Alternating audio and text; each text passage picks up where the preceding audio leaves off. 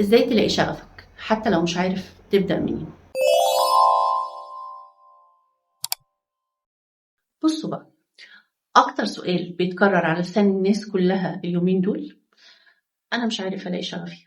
السؤال يبان بسيط جدا، لكن وراه وجع كبير، لان كلنا اتربينا ان كل واحد بيتولد في حاجة واحدة بس هو اللي بيعملها، كأن الشغف ده بيجيلك في ظرف مختوم من البريد اول ما بتتولد. بس خليني اقول لك الحقيقة اللي مش الكل بيتكلم عنها: الشغف مش بيتولد، الشغف بيتكون من التجربة ومن الفشل، من الحاجات اللي جربتها وما كملتش فيها. النهاردة هنتكلم سوا عن الرحلة دي، رحلة ازاي تلاقي شغفك خطوة بخطوة معاك، من غير ما تضيع نفسك في دوامة التفكير. الخرافة الأولى واللي دايما بنسمعها كلنا إن شغفك هتلاقيه فجأة، هيطلع لك في الضلمة يعني. يمكن تكون سمعت اسم مؤسس شركة أبل. الراجل ده لما دخل الجامعة ما كانش عارف هو عايز يعمل إيه، حرفيا كان تايه زي أي شاب في بداية حياته، مش عارف يعمل إيه. قعد كام شهر في الجامعة لحد ما حس إن الحاجات اللي بيدرسها دي مش ليه، فساب الجامعة، وبدل ما يقعد في البيت قرر إن هو يدرس كورسات الحاجات اللي بيحبها والحاجات اللي بتعجبه، وكان منها كورس خده في الخط العربي. تخيل إن هو ما كانش عنده أي نية إن هو يشتغل في الخط العربي، لكن هو كان معجب جدا بشكل الحروف وبالتفاصيل الصغيرة اللي فيها. بعد سنين ولما أسس شركة أبل، استخدم الحس اللي عنده وحبه للحروف والخط العربي في إنه يصمم أول جهاز أبل ماكنتوش. عمل تصميم جميل وبسيط، الحروف فيه أنيقة وواضحة. الناس كانت مبهورة بالشكل، لكن محدش يعرف إن السبب في الشكل الجميل اللي طلع ده كان بسبب كورس الخط العربي اللي أخده لمجرد الفضول. يعني ستيف ما كانش اكتشف شغفه، لكنه بناه من خلال تجاربه اللي مر بيها. كده نقدر نقول إن الشغف بيبدأ من الفضول. خليني أقول لك حاجة مهمة جدا: الشغف مش إنك تلاقي حاجة واحدة وتقول هي دي. خليني أحكي لك قصة تانية. أوبرا وينفري واحدة من أشهر المذيعات في العالم. أوبرا بدأت حياتها في ظروف صعبة جدا، اتولدت في أسرة فقيرة وتعرضت لمواقف وتجارب مؤلمة جدا طول حياتها. أول ما دخلت مجال الإعلام اشتغلت مذيعة في الأخبار، لكن تخيل، كانت فاشلة. المخرجين قالوا عنها إن صوتها مش مناسب وإن أدائها ضعيف، واترفضت من أكتر من قناة. لكن في مرة حصلت صدفة غيرت كل حاجة.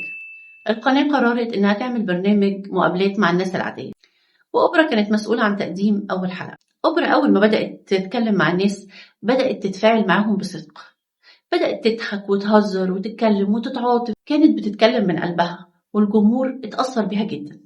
المنتج بعدها قال لها: اللي انت عملتيه ده مش تقديم أخبار، اللي انت عملتيه ده اسمه فن التواصل.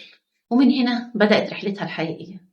أوبرا لقت شغفها في إنها تكون صوت الناس. الشغف ما كانش في الشغل نفسه، الشغف كان في إحساسها وهي بتتكلم مع اللي قدامها. طب ليه معظمنا مش قادر يلاقي شغفه؟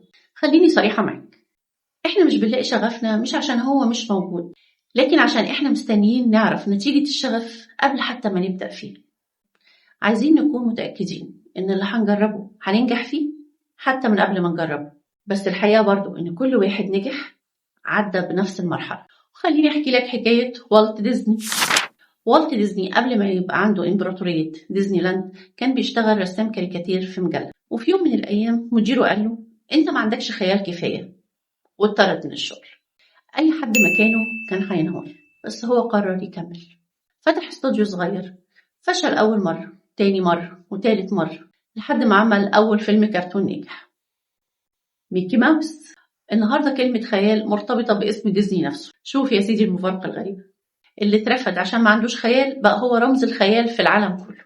يبقى المشكلة مش في إنك مش لاقي شغفك، المشكلة إنك ما بدأتش تدور عليه بجد. طب إزاي تبدأ تدور على شغفك فعليا؟ تعال نمشي خطوة خطوة. أولا، جرب أي حاجة تشدك حتى لو صغيرة. جرب تاخد كورسات، جرب هواية، شارك في نشاط.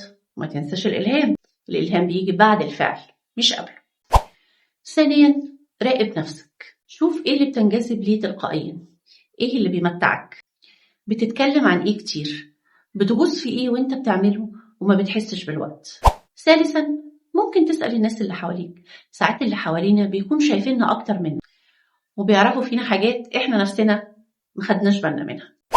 رابعا، خليك صبور. الشغف مش حاجة هتظهر فجأة، الشغف رحلة هتغلط فيها، هتتعلم وهتتغير. خليك مفتوح للتجربة وما تخافش من الفشل، لأن كل تجربة بتمر بيها بتقربك أكتر من نفسك الحقيقية وهتعرفك أكتر على شغفك. يمكن بعد الحلقة دي برضو مش هتبقى لسه عارف شغفك فين بالظبط، لكن على الأقل هتبقى عارف إنك مش لازم تفضل قاعد تستناه. الشغف مش هو اللي جايلك في الطريق، الشغف جواك بس مستنيك انت تبدأ وتتحرك. ابدأ النهاردة، جرب، افشل وتعلم، لأن في يوم من الأيام هتضحك وانت بتبص لنفسك وبتقول هو ده اللي كنت مستنيه من زمان، هو ده شغفي. لو الحلقة دي لمست فيك حاجة متنساناش لايك شير اشتراك في القناة، لأن اللي جاي هيحركك أكتر. اتفرج على الحلقات اللي فاتت اللي فيها شرح الكتب، واتفرج على الحلقات الجاية عشان لسه هنشرح كتب تاني وهنديك دوافع وتحفيز أكتر، ولسه هنتكلم معاك أكتر عن مواضيع تهمك وهتساعدك في إنك تتعرف على نفسك وتطور نفسك أكتر. مع السلامة وأشوفكم على خير الحلقة الجاية إن شاء الله. كنت معاكم نجلاء عبد الغني، وهنا برنامج بالهجايز. مع السلامة.